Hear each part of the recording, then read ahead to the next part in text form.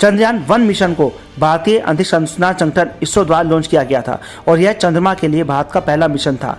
तो पहले चंद्र मिशन को 22 अक्टूबर 2008 को आंध्र प्रदेश में श्रीहरिकोटा के सतीश धवन अंतरिक्ष केंद्र से PSLV C11 द्वारा लॉन्च किया गया था। चलिए बात करते हैं कि चंद्रयान मिशन ने अपनी ओर दुनिया का ध्यान कब खींचा।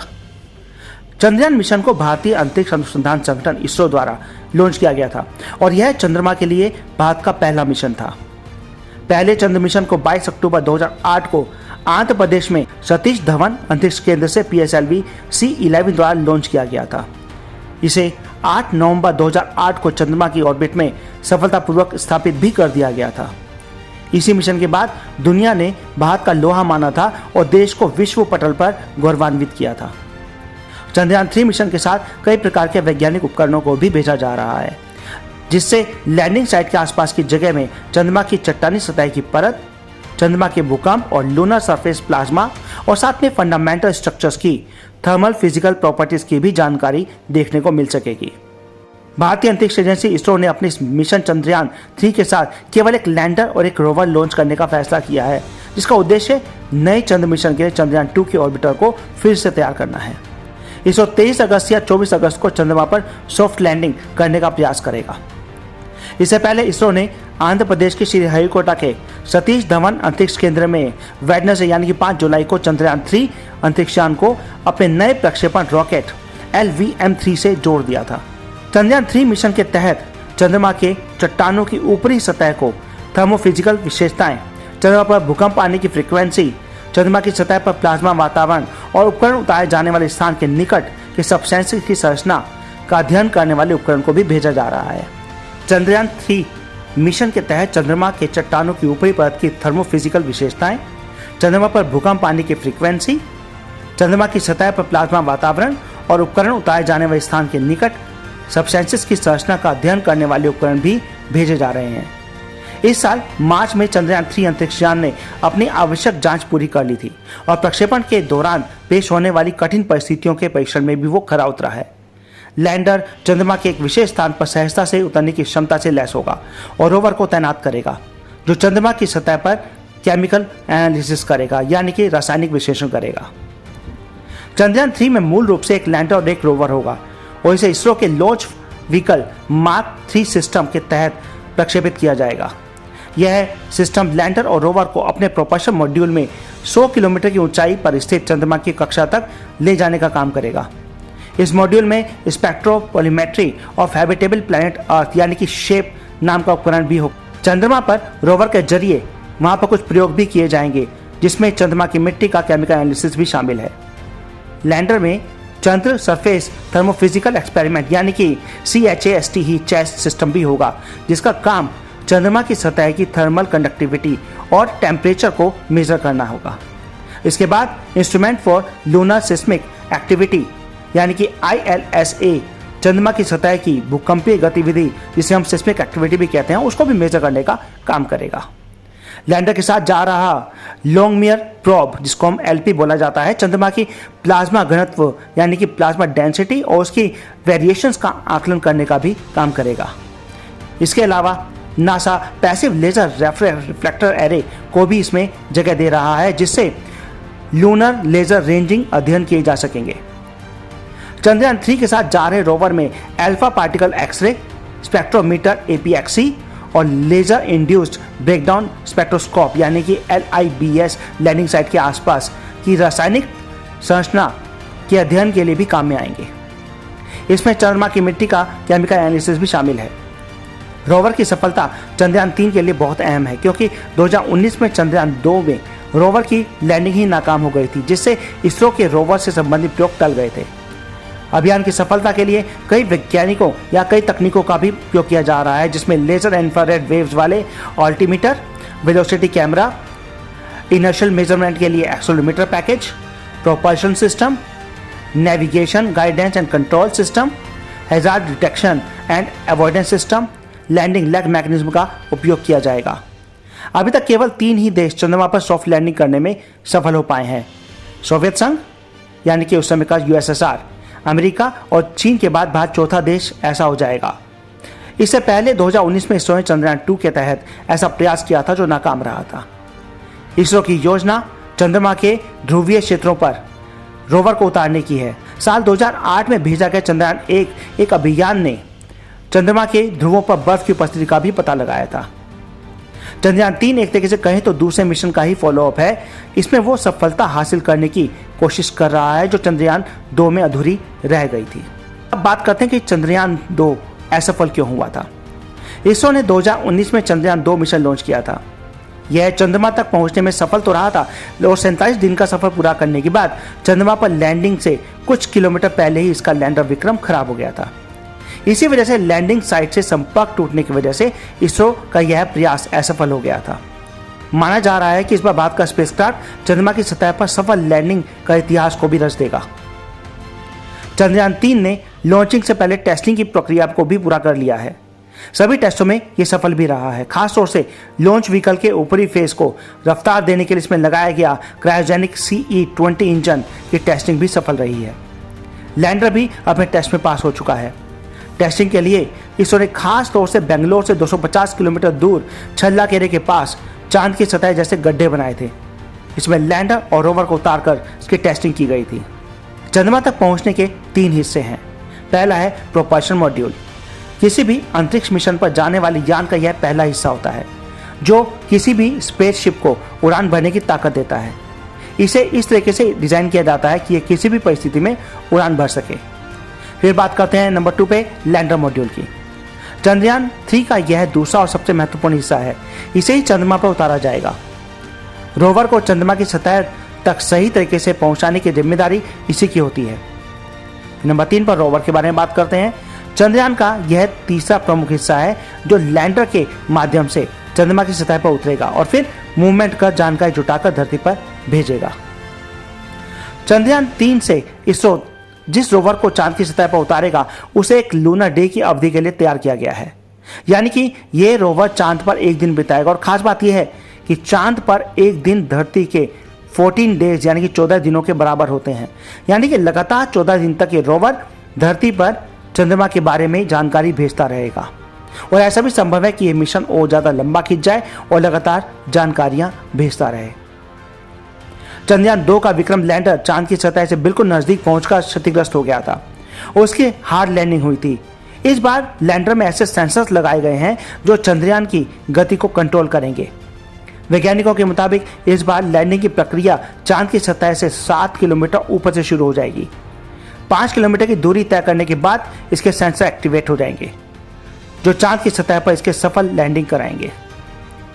इसरो का चंद्रयान 3 का तकरीबन 615 करोड़ रुपए में तैयार हुआ है। हालांकि इसका ओवरऑल खर्च 1000 करोड़ के आसपास होगा। बताया जाता है कि चंद्रयान 3 के लैंडर, रोवर और प्रोपल्शन मॉड्यूल पर तकरीबन 250 करोड़ रुपए खर्च किए गए हैं, जबकि इसी लॉन्चिंग पर 365 करोड़ रुपए खर्च किए जाएंगे। जिस GSLV Mk3 रॉकेट से इसे लॉन्च किया जाएगा उसकी लागत भी 350 करोड़ के आसपास है। इससे पहले चंद्रयान 2 की कुल लागत भी 978 करोड़ रुपए थी। अब इसमें 603 करोड़ रुपए मिशन पर और शेष रॉकेट पर खर्च किए गए थे। चंद्रयान 1 मिशन 386 करोड़ रुपए में पूरा हुआ था। अब इसरो का चंद्रयान 3 की सफलता उसके रोवर की सफल लैंडिंग पर टिकी हुई है। अभियान का सबसे नाजुक हिस्सा चंद्रमा पर सॉफ्ट लैंडिंग है। लैंडिंग के लिहाज से चंद्रमा का यह इलाका और उसके हालात बहुत ही चुनौतीपूर्ण है। इसीलिए इस काम में दुनिया के केवल 3 देश ही सफल हो सके हैं। इस बार भी चुनौती कम नहीं हुई है क्योंकि लैंडिंग की जगह दक्षिण ध्रुव का इलाका है। इसके लिए रोवर को खास तरह से डिजाइन करने की जरूरत बन जाती है। लेकिन यह जानना भी जरूरी है कि आखिर लैंडर और रोवर की खास तरीके के डिजाइन की जरूरत आखिर पड़ती क्यों है। जिस इलाके में रोवर की लैंडिंग होनी है वो चंद्रमा के दक्षिण ध्रुव का क्रेटर से भरा हुआ इलाका है जो एक चुनौतीपूर्ण भूभाग माना जाता है। ये क्रेटर चंद्रमा पर बहुत ही जटिल और कठिन माहौल को बना देते हैं, जिसकी वजह से रोवर की लैंडिंग आसान नहीं रह जाती। यह बिल्कुल ऐसा ही है कि जैसे कि हमें हिमालय के कारगिल की जटिल चोटियों के बीच में रोवर को लैंडिंग कराना हो। ऐसा नहीं है कि हम चंद्रमा के किसी और इलाके में लैंडिंग नहीं कर सकते, लेकिन शैकल्टन क्रेटर पर क्रस्टेड आइस के रूप में भारी मात्रा में पानी जमा है और चंद्रमा पर इसी तरीके के इलाके भविष्य में इंसानों के रहने के लिए बहुत मुफीद माने जाते हैं। इसलिए यहाँ पर लैंडिंग करना एक अच्छा अवसर तो है, लेकिन चुनौतीपूर्ण भी कम नहीं है। अंतरिक्ष विशेषज्ञ मानते हैं कि चंद्रमा पर रोवर की लैंडिंग नाजुक मामला है, क्योंकि इसे बहुत ही विपरीत हालात का सामना करना होता है। वहां की सतह किसी एयरपोर्ट की लैंडिंग स्पेस की तरह सपाट नहीं बल्कि उबड़ खाबड़ होती है, जहां अंधेरा, बहुत ही ज़्यादा ठंड, रेडिएशन और यहाँ तक कि तेज गति को रोकने के लिए हवा का भी सहारा नहीं होता है। चंद्रयान 3 मिशन को GSLV Mk3 रॉकेट से अंतरिक्ष में 100 किलोमीटर ऊपर की कक्षा में छोड़ा जाएगा। यह रॉकेट करीब 6 मंजिला ऊंची इमारत जितना लंबा है। यह 3 स्टेज का रॉकेट है। इसका वजन 640 टन है। यह अपने साथ 37,000 किलोमीटर ऊंची जियो सिंक्रोनस ट्रांसफर ऑर्बिट से 4,000 किलोमीटर वजनी सैटेलाइट ले जा सकता है। वहीं 160 से 1,000 किलोमीटर की ऊंचाई वाले लोअर अर्थ ऑर्बिट में 8,000 किलोग्राम वजनी सैटेलाइट को भी छोड़ सकता है। चंद्रयान 3 मिशन का कुल वजन 3,900 किलोग्राम है, जिसमें प्रोपल्शन मॉड्यूल 2,148 किलोग्राम का है, जबकि लैंडर मॉड्यूल 1,752 किलोग्राम है और रोवर का वजन तो सिर्फ 26 किलोग्राम ही है। चंद्रयान 3 में किसी तरीके का ऑर्बिटर नहीं है, क्योंकि इसरो चंद्रयान 3 के लैंडर रोवर से चंद्रयान 2 के ऑर्बिटर के जरिए संपर्क साधेंगे। लैंडर रोवर से मिली जानकारी को चंद्रयान 2 ऑर्बिटर के जरिए या सीधे लैंडर के जरिए इसरो का डीप स्पेस नेटवर्क रिसीव करेगा। इस बार ऑर्बिटर के बजाय प्रोपल्शन मॉड्यूल जा रहा है, जो लैंडर को चांद की कक्षा तक पहुंचाएगा। इसरो वैज्ञानिकों को उम्मीद है कि लैंडर रोवर चंद्रमा पर 14 दिन तक काम करेगा। हो सकता है कि इससे ज़्यादा या कम भी काम करे। रोवर अपना डेटा सिर्फ लैंडर को भेजेगा। लैंडर, रोवर और अपना डेटा सीधे IDSN यानी इंडियन डीप स्पेस नेटवर्क से संपर्क साधेगा। इमरजेंसी की हालत में चंद्रयान 2 के ऑर्बिटर से संपर्क साध सकता है। चंद्रमा के चारों तरफ चक्कर लगा रहा है प्रोपल्शन मॉड्यूल सीधे IDSN से बात करेगा।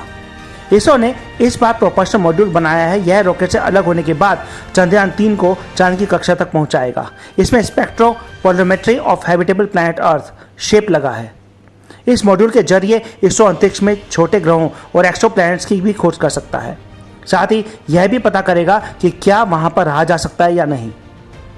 चंद्रयान 3 के लैंडर और रोवर को वही नाम देने का फैसला किया गया है जो चंद्रयान 2 के लैंडर और रोवर के नाम थे। चंद्रयान 3 के लैंडर का नाम विक्रम ही होगा, जो भारतीय अंतरिक्ष कार्यक्रम के जनक विक्रम साराभाई के नाम पर रखा गया है, और रोवर का नाम प्रज्ञान होगा।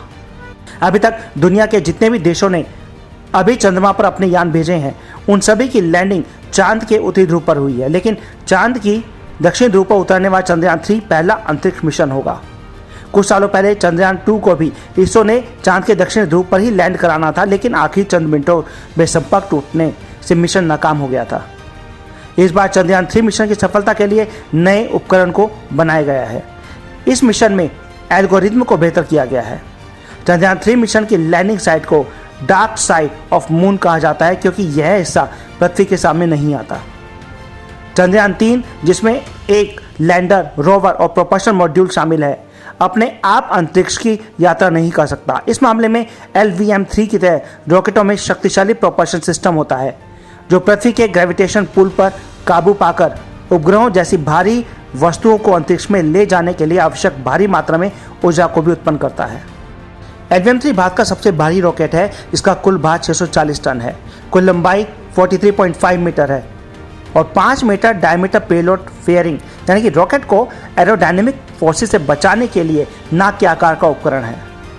लॉन्च व्हीकल 8 टन तक पेलोड को निचली कक्षाओं तक लेके जा सकता है, जो पृथ्वी की सतह से लगभग 200 किलोमीटर दूर है। लेकिन जब जियोस्टेशनरी ट्रांसफर ऑर्बिट्स की बात आती है, तो पृथ्वी से बहुत आगे लगभग 35,000 किलोमीटर पर स्थित है, तो यह बहुत कम, केवल लगभग 4 टन ही ले जा सकता है। हालांकि इसका मतलब ये नहीं है कि LVM-3 दूसरे देशों या अंतरिक्ष कंपनियों द्वारा समान कार्यों के लिए उपयोग किए गए रॉकेटों की तुलना में कमजोर है। जैसे हम बात करते हैं यूरोपियन स्पेस एजेंसी ESA के एरियन 5 रॉकेट का रीजनरेशन मास 780 टन है और यह 20 टन पेलोड को LEO यानी कि लोअर अर्थ ऑर्बिट और 10 टन को GTO तक लेके जा सकता है। LVM ने 2014 में अंतरिक्ष में अपनी पहली यात्रा की थी और 2019 में चंद्रयान 2 को भी लेकर गया था। हाल ही में इस साल मार्च में इसने LEO में लगभग 6000 किलोग्राम वजन वाले 36 OneWeb उपग्रहों को भी डाला है, जो कई उपग्रहों को अंतरिक्ष में पहुंचाने की अपनी क्षमताओं को भी प्रदर्शित कर चुका है। अब बात करते हैं कि LVM के अलग अलग कंपोनेंट्स आखिर हैं कौन कौन से। रॉकेट में कई डिस्पोजेबल एनर्जी प्रदान करने वाले हिस्से होते हैं। वे रॉकेट को शक्ति प्रदान करने के लिए अलग प्रकार के फ्यूल जलाते हैं। इस बार जब उनका फ्यूल खत्म हो जाता है तो वो रॉकेट से अलग हो जाते हैं और गिर जाते हैं। अक्सर एयर फ्रिक्शन के कारण एटमॉस्फेयर में वो जल जाते हैं और नष्ट हो जाते हैं। मूल रॉकेट का केवल एक छोटा सा हिस्सा ही चंद्रयान 3 की तरह उपग्रह के डिजायर्ड डेस्टिनेशन तक ले जाता है। मूल रॉकेट का केवल एक छोटा सा हिस्सा ही चंद्रयान 3 को उपग्रह के डिजायर्ड डेस्टिनेशन तक ले जाएगा। एक बार जब उपग्रह बाहर निकल जाता है तो रॉकेट का यह अंतिम भाग या तो अंतरिक्ष मलबे का हिस्सा बन जाता है या वायुमंडल में गिरने के बाद एक बार फिर जल जाता है। LVM-3 3 चरणों वाला प्रक्षेपण यान है जिसमें 2 solid booster S-200, core liquid fuel based stage L-110 और क्रायोजेनिक अपर स्टेज C-25 शामिल है। LVM-3 रॉकेट 2 S-200 बूस्टर की मदद से एक साथ प्रज्वलन के साथ उड़ान भरता है। S-200 चरणों की फायरिंग के दौरान कोर स्टेज L-110 को लगभग 113 सेकंड तक प्रज्वलित किया जाता है। दोनों S-200 मोटरें लगभग 134 सेकंड पर चलती हैं और सेपरेशन 137 सेकंड पर हो जाता है। पेलोड फायरिंग 115 किलोमीटर की ऊंचाई पर और L-110 फायरिंग के दौरान लगभग 217 सेकंड पर सेपरेट हो जाते हैं। L-110 बर्नआउट और सेपरेशन और C-25 प्रज्वलन 313 सेकंड का होता है। अंतरिक्ष यान को 974 सेकंड के नाममात्र समय पर 180 बाई 36,000 किलोमीटर की GTO जियो सिंक्रोनस ट्रांसफर ऑर्बिट कक्षा में स्थापित किया गया है। इस स्पेसक्राफ्ट का भार कुल 3900 किलोग्राम यानी कि 3900 किलोग्राम है। ये धरती से चांद की ओर लगभग 3,84,000 किलोमीटर तक चंद्रयान 3 को लेकर जाएगा। पेलोड रॉकेट के टॉप पर रखा गया है जिसमें लैंडर और रोवर शामिल है। वो इसे उड़ाने वाले मॉड्यूल के साथ जुड़ा हुआ है। यह प्रोपल्शन मॉड्यूल अलग होने से पहले रॉकेट को चांद की सतह से 100 किलोमीटर दूरी तक लेकर जाएगा। इसके बाद ये अलग हो जाएगा और चंद्रयान 3 चंद्रमा की सतह के लिए रवाना हो जाएगा। इसके साथ जो रोवर भेजा जाएगा वो चांद की सतह का बारीकी से केमिकल एनालिसिस करेगा। अब हम बात करते हैं लैंडर में लगी हुई आधुनिक तकनीकों की। से पहले बात करते हैं ऑल्टीमीटर की। ऑल्टीमीटर से अधिक ऊंचाई का पता लगाया जा सकता है। वेलोसीमीटर लैंडर के उतरते समय गति को मेजर करेगा। इनर्शियल मेजरमेंट यानी यान के उतरते समय गति संतुलन को मेजर करेगा। प्रोपल्शन सिस्टम लैंडर में लगे थ्रस्टर्स की सफलता को जांचेगा। नेविगेशन गाइडेंस एंड कंट्रोल पहले से तय स्थान पर सही से लैंडिंग कराने के लिए दिशा, गाइडेंस और नियंत्रण करने वाले सॉफ्टवेयर्स की जांच करेगा। Hazard detection and avoidance lander में खतरों से बचने के लिए यंत्र लगाए गए हैं। लैंडिंग के दौरान उनकी जांच करना, साथ ही उनके एल्गोरिथम का पता करना ही इसका काम होगा। चंद्रमा पर जाकर आखिर करेगा क्या चंद्रयान 3? चंद्रमा पर पड़ने वाली रोशनी और रेडिएशन का लगातार अध्ययन करेगा। चांद की थर्मल कंडक्टिविटी और टेम्परेचर की स्टडी करेगा। लैंडिंग साइट के आसपास भूकंपीय गतिविधियों की भी स्टडी करेगा और प्लाज्मा के घनत्व और उसके बदलावों का भी अध्ययन करेगा। तो दोस्तों, अगली वीडियो में फिर मिलते हैं कुछ और इंटरेस्टिंग फैक्ट और न्यूज़ के साथ। अगर आपको वीडियो पसंद आए तो लाइक, शेयर और सब्सक्राइब जरूर करें। Thank you.